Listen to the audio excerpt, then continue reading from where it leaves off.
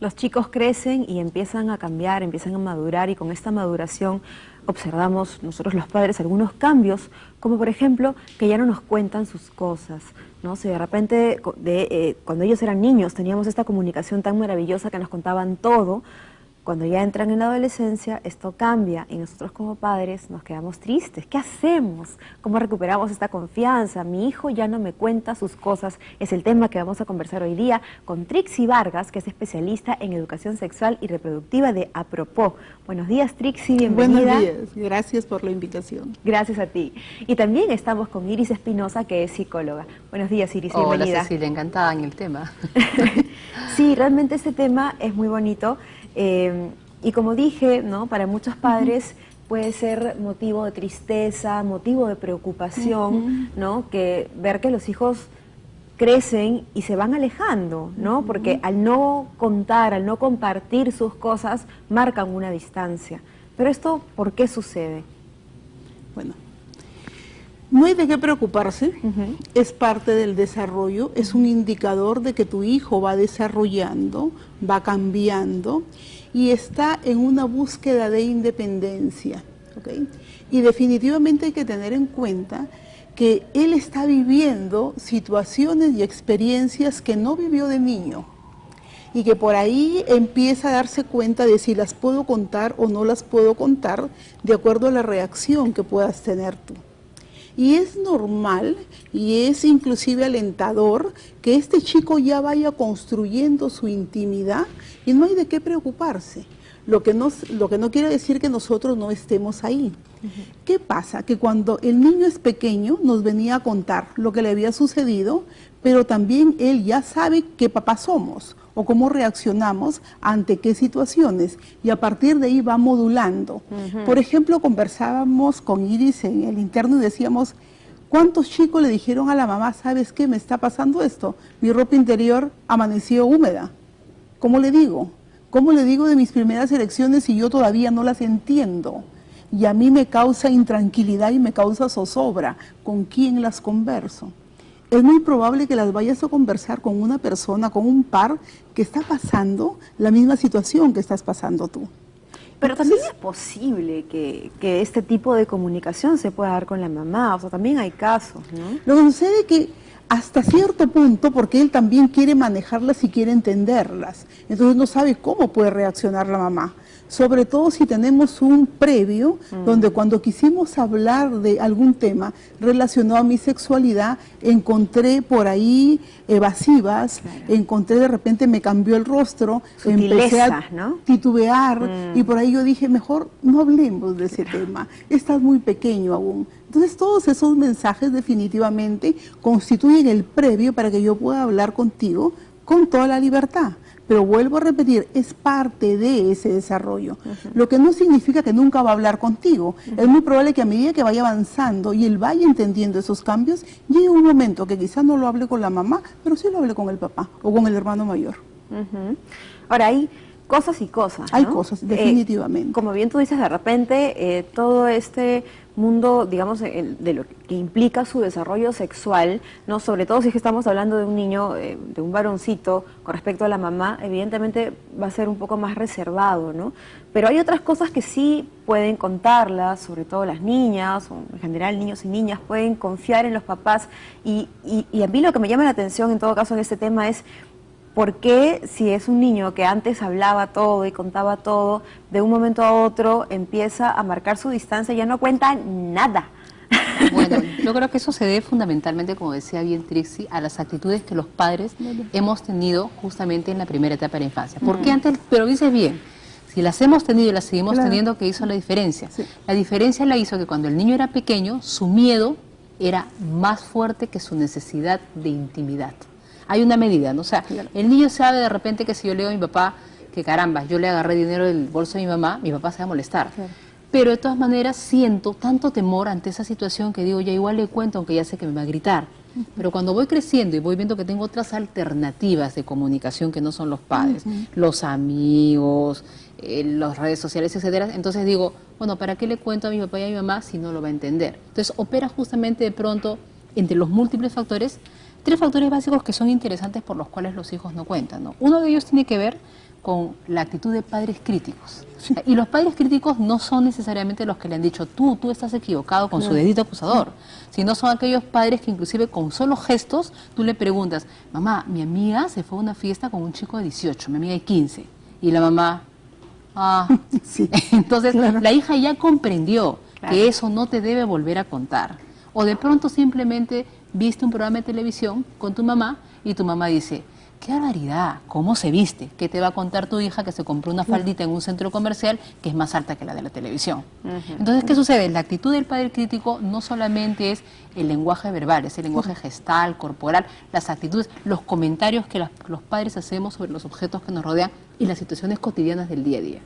El segundo factor por el que probablemente muchas veces los hijos no tengan la confianza de compartir con los padres se debe precisamente en que es natural que en todos los seres humanos existan áreas totalmente privadas.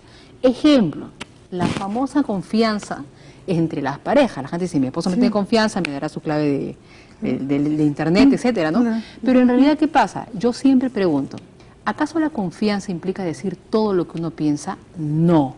Porque si un día soñaste con otra persona que no era tu esposo en una situación de intimidad, no vas a despertar y decir, mira, ¿sabes qué? Te tengo tanta confianza que te tengo que contar que anoche que soñé con un actor de moda. O sea, eso no es un tema de confianza, eso es un tema de privacidad. Entonces, ¿qué sucede? Hay que entender que la confianza y la privacidad son compatibles, que la confianza tiene que ver con la capacidad de poder exponer sentimientos e ideas. Es una cosa, pero no quiere decir que todo lo que uno piensa y todo lo que uno siente tenga que ser compartido. La madre, más que el padre, siente que sí, porque la madre siente que si su hijo no le expresa todos sus sentimientos, algo le va a pasar a su hijo y no lo va a poder orientar, ¿no?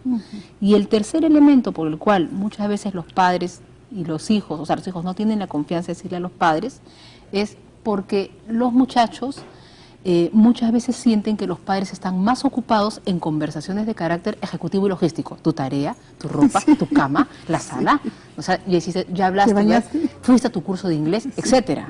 Entonces es un mensaje indirecto. El padre se preocupa de las cosas cotidianas porque las siente más importantes. Pero ¿qué pasa? El hijo no escucha comentarios y qué pasó hoy en el salón y qué cuestiones que tienen que ver con la desaprobación del entorno, con un chico que le gustó, con las primeras masturbaciones, como decía bien Trixie, que tienen que ver con las inseguridades, con las ideas que de un pronto dijo, ¿y qué pasaría si yo agarro un cuchillo y me quito la vida? Como un punto de imaginación y no de tendencia afectiva, no porque el niño esté deprimido y diga, me quiero suicidar, se dijo, ¿qué pasaría si me suicido? Eso el niño, el joven, no se lo va a contar al papá, porque sabe que el papá lo va a llevar al psicólogo. Y el papá solo era una idea, no es una intención. Ya, esas cosas que a uno en la adolescencia se le ocurren, ¿y qué pasa si quemo la casa? Y que no tiene que ver con una tendencia piromaníaca, que simplemente son ideas de imaginación que explora el niño en su mente, esas no las va a compartir. Ahora, como yo me tengo que poner del lado de los padres y hacer todas las preguntas habidas y por haber, se las voy a poner más difícil. ¿Qué pasa cuando el niño llega a casa y papá o mamá lo esperan a la salida del colegio y le dicen, ¿cómo te fue en el colegio? Cuéntame, ¿tuviste exámenes? ¿Cómo te fue en los exámenes? ¿Qué notas sacaste? ¿Hablaste con tu compañero? N preguntas y el niño responde, bien, sí, no, bien papá, ya te dije, bien. Claro, pero si siempre fue un niño introvertido, no esperemos que cambie de la noche a la mañana. El otro tema central es cómo preguntas, cómo conversas, cómo te interesas por lo que le sucedió. Nosotros interrogamos. Él no termina de pensar la respuesta y viene una segunda, una tercera, una cuarta. Entonces no estamos conversando, estamos interrogando y estamos calificando. Por ejemplo, lo que decía Iris, ¿no? ¿Cómo te fue en el colegio? ¿Aprobaste el examen? ¿Qué te pasó? Y dice, sí, pero no me preguntó porque yo salí con dolor de cabeza de la casa. ¿Cómo te fue con dolor de cabeza? ¿Te pasó o no te pasó?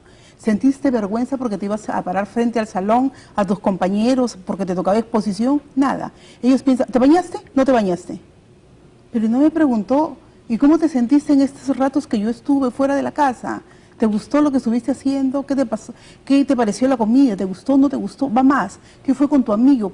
¿Qué te pasó en la fiesta? O sea, conversar. Entonces ellos dicen, todo es y reconocen que la responsabilidad está en salir bien en el colegio, en estudiar, pero es todo, las preguntas circulan en base a eso, ¿no? Y si no quieres llevarlo, igual a la reunión de los tíos, donde él no encuentra pares, antes te acompañaba, pero resulta que el primo ya no está ahí, o que el primo ya creció y antes conversaba con él, que tiene 12 años, pero el primo tiene 17, entonces ya no es un referente importante, entonces ya no te va a acompañar. Y tú vas a forzar esa compañía y lo vas a sentar ahí. Entonces definitivamente no se va a sentir a gusto, no va a querer estar ahí. Ahora, y si además él te confía algo, y ojo, hay que tener mucho cuidado ahí, y tú llegó la tía y se lo compartiste, llegó la abuela y se lo compartiste, llegó el primo y lo compartiste, y él no quería, o ella no quería que nadie lo sepa, entonces no te va a contar más. Es lo que pasa, ¿no? Tenemos una adolescente, viene la primera menstruación, y hoy le contaste a todos que tu hija ya está menstruando, cuando ella no quería que nadie lo sepa. Claro. Así como hay otra que sí lo quiere compartir, hay algunos que no. Entonces, y tú todavía haces una reflexión más. Pero es que su hermana, María, era diferente. No, pues los hijos son diferentes. Y siempre tratamos de comparar con el que menos inconvenientes nos causa a nosotros o con los que tenemos mayor facilidad. Y eso hay que tener mucho cuidado, los papás. Hay que preguntar, ¿y esto lo podemos contar? ¿Quieres que lo cuente o quede entre tú y yo? Porque ser confidente es importante. Ese es el hilo conductor para que él o ella se siga comunicando contigo. Y en otros momentos, como te digo, él va a medir con quién primero veo con los amigos a ver cómo me va, porque me va a entender mejor. Yo tengo otros modelos, yo tengo otros valores, yo tengo otra norma. Yo quisiera que él o ella también lo comuniquen para yo protegerlo. Y a los papás tenemos que entender que hay momentos en que dejamos de ser prescindibles. Y no significa mi hijo ya no me quiere o qué está pasando con mi hijo. Tu hijo ya no es un niño pequeño, ya creció. Vas a abrir los brazos y vas a soltar ese cordón, pero no lo vas a dejar relajado. Va a llegar un momento en que empiezas a traerlo y a soltar hasta que ya va caminando. Y eso es lo que nos cuesta a nosotros. Y por otro lado, como dice Trixie, ¿no? El tema de darse cuenta justamente que los padres dejamos de ser imprescindibles en la vida de los hijos, va entrañado también de la forma en que se pregunta, como justamente mencionabas. ¿Qué hacemos si le preguntamos, ¿cómo te fue? Bien. ¿Y qué te tomaron? Ah, lo que había estudiado, y se acabó. Entonces la primera pregunta que yo le haría al papá es, ¿qué es lo que realmente quieres saber? Porque de pronto el papá tendría que preguntarse, ¿qué es lo que yo quiero saber? De pronto lo que yo veo normalmente es que los papás lo que quieren saber es cómo se sintió el hijo en el afrontamiento de esa situación. Y eso no lo va a saber diciendo, hijo, ¿cómo te sentiste en una situación tensa? No, porque el hijo va a querer o quedar bien, o se va a esconder, y decir, ay, ¿qué me hablas, papá? Entonces la forma de saber eso es la siguiente, de la forma indirecta. Yo no le preguntaría, yo le contaría. Hola, hijo, ¿qué tal tu examen? Bien. Ah, mira, qué simpático. Y me dijo, oye, la vez pasada llegó fulanito y me dijo de que había dado un examen, pero tú sabes que me contó que se había orinado en el examen. Anda, ¿se orinó, papá? Sí. Bueno, lo que pasa es que cada quien reacciona diferente. Entonces, ahí el hijo te va a comentar y decir, ah, no, pero tengo un amigo, por ejemplo, que una vez le pasó que le dio, se desmayó. Pero a mí y ahí te cuenta, yo me sentí así. Entonces, la forma de preguntar a un adolescente nunca es directa, siempre es indirecta. Y lo mismo aplica a las parejas. Nunca es directa, siempre es indirecta. Y lo mismo aplica a un niño, y más indirecta en un niño todavía. Las mamás te dicen, como terapeuta seguramente te dicen, habla con mi hija, salió mal en el inglés, dile que preste atención. Jamás vas a traer a alguien al psicoterapeuta para que le diga, mira, ¿sabes qué cosa? Presta atención. No, sino que lo primero que tienes que encontrar es que el hijo el niño se sienta cómodo ante esa situación y plantearle que eso que le pasa es parte de la cotidianidad de tu pasado y de otros niños. Geniales, ustedes son geniales. Nos tenemos que ir a un pequeño corte, por favor, no se vayan. Y regresamos con lo que sigue, cómo ganarme la confianza de mi hijo. Acá nos están dando ciertas pautas ya, pero volvemos con más, luego del corte.